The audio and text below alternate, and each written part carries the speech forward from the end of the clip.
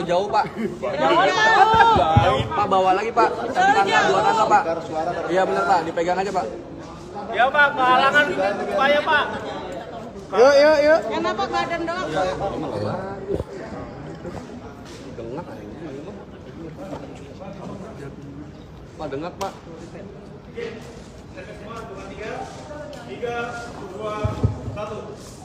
Assalamualaikum warahmatullahi wabarakatuh. Salam sejahtera untuk kita sekalian. Salam, Om Swastiastu, Namo Buddhaya, salam kebajikan. Rekan-rekan media yang saya cintai dan saya banggakan, kita akan menyampaikan hasil sidang KKEP atas nama terduga pelanggar Barada Richard Eliezer Pudiang atau biasa kita sebut Baradae, NRP 98050869 Jabatan Tamtama Yanma Polri. Sidang dilaksanakan pada hari Rabu tanggal 22 Februari 2023 mulai pukul 10.08 sampai dengan 17.30 atau berlangsung selama 7 jam 22 menit. Komisi terdiri dari Ketua Kombes Pol Sakyus Ginting, Wakil Ketua Kombes Pol Imam Tobroni, anggota Kombes Pol Hengki Wijaya.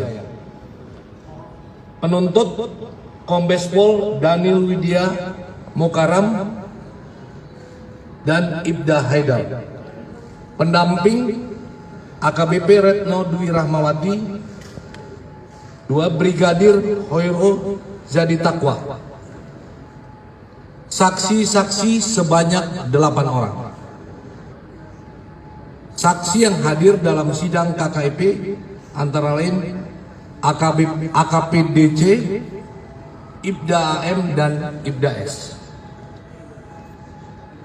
Untuk saksi atas nama Bribka RR, Saudara KM, dan Saudara FS tidak hadir dan keterangannya dibacakan dalam persidangan.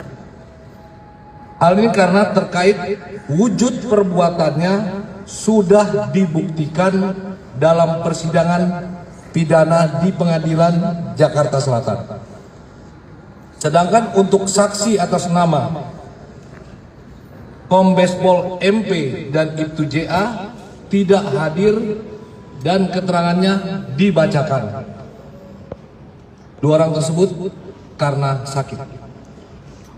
Kemudian wujud perbuatan.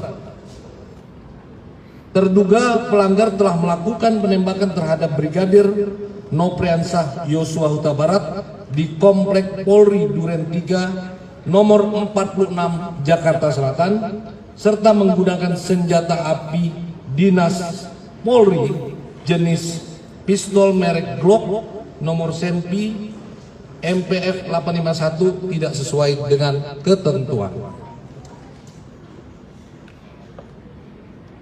Pasal yang dilanggar.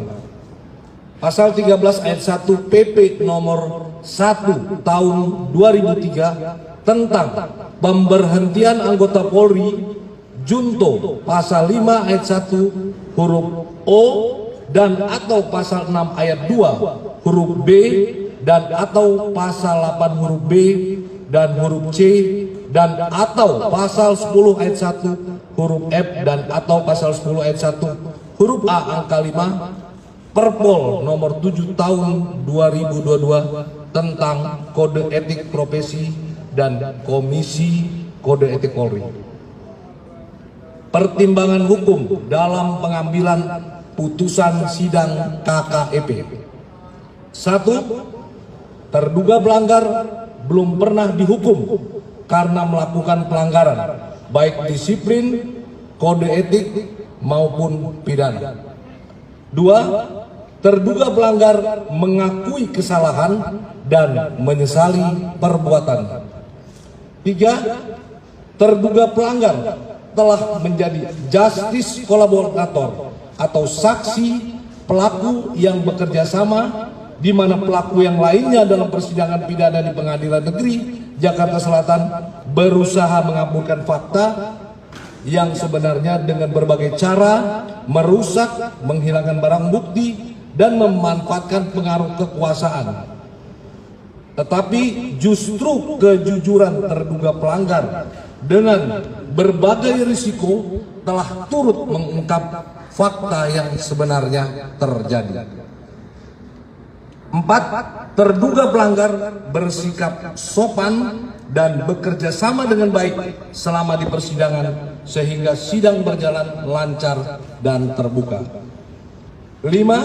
Terduga pelanggar masih berusia muda, masih berusia 24 tahun, masih berpeluang memiliki masa depan yang baik, apalagi dia sudah menyesali perbuatannya serta berjanji tidak akan mengulangi perbuatannya di kemudian hari.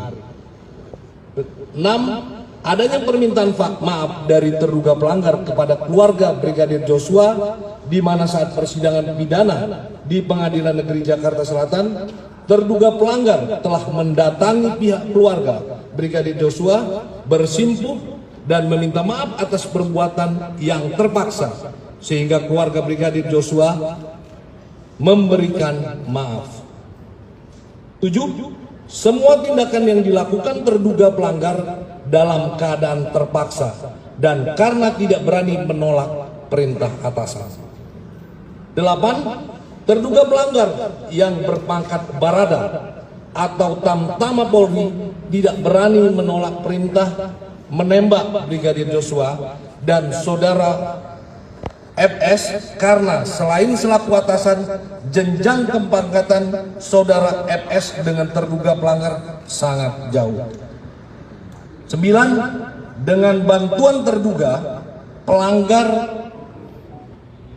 yang mau bekerja sama dan memberi keterangan yang sejujur-jujurnya sehingga perkara meninggalnya Brigadir Joshua dapat terungkap.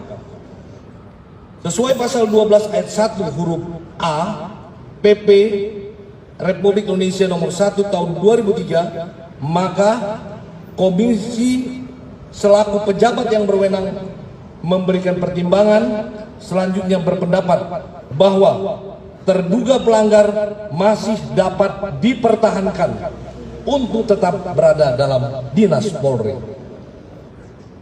Putusan sidang KKEP. A. Sanksi bersifat etika, yaitu perilaku pelanggar dinyatakan sebagai perbuatan tercela. B. Kewajiban pelanggar meminta maaf secara lisan di hadapan sidang KKEP dan secara tertulis kepada pimpinan Polri. B. Sanksi administratif, yaitu mutasi bersifat demosi selama 1 tahun. Selesai putusan sidang KKEP. Pak, setelah dinyatakan oleh KKPP, apakah Baradae menyatakan banding atas putusan tersebut atau tidak? Saudara Richard Eliezer menyatakan menerima. Ada lagi pertanyaan? Cukup ya? Apakah nanti berarti putusan etik ini menunggu dia tetap akan mengikuti atau menyelesaikan pidana yang tersisa mungkin sekitar 9 bulan lagi, Jenderal, itu yang pertama. Baru kemudian dia kembali ke kesatuan di Brimob. Kemudian bagaimana keamanan dari Richard Eliezer ketika ia kembali ke kesatuan, meskipun tadi akan dimutasi ke tempat tertentu yang belum diinformasikan. Bagaimana pengamanannya? Apakah masih tetap diizinkan LPSK tetap memberikan perlindungan meskipun Barada tetap menjadi anggota Polri aktif, Jenderal? Yang pertama, putusan demosi berlaku sejak ditandatangani yang bersangkutan menerima putusan ini. Ya. Kemudian yang kedua terkait dengan perlindungan. Ya. Perlindungan tentu internal kita wajib menghormati, wajib menghargai putusan sidang kode etik. Ya. Pengamanan kita baik internal, baik dari Propam maupun internal kesatuannya tetap kita lakukan. Ya. Wajib. Pak, ini kan Richard Eliezer didemosi ya Pak ya 1 tahun. Demosinya seperti apa sih Pak? Penurunan jabatannya seperti apa? Ke jabatan apa? Demosi di fungsi ya Yanma ya. Jadi dalam masa 1 tahun yang bersangkutan ditempatkan di Tamtama di Yanma Polri. Ya. Tamtama Yanma Polri. Jelas ya? Sebelumnya kan LPSK juga sempat dikagumi bahwa menerima Richard sebagai pegawai pengawalan dan pengamanan di LPSK jika nantinya dia ditetap dari Polri. Ini apakah akan jadi pembahasan di internal Polri Pak? Akan ditugaskan di permintaan untuk ditugaskan di LPSK? Yang jelas putusan daripada sidang yang bersangkutan dipertahankan ya. Artinya sejak diputuskan ini yang bersangkutan menjalani putusan demosi 1 tahun. Cukup ya?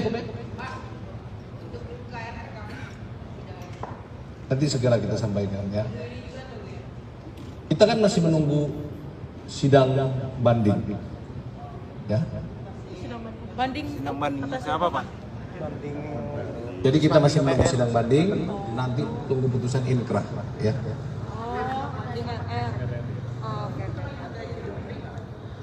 Kan RR kan banding. Ya.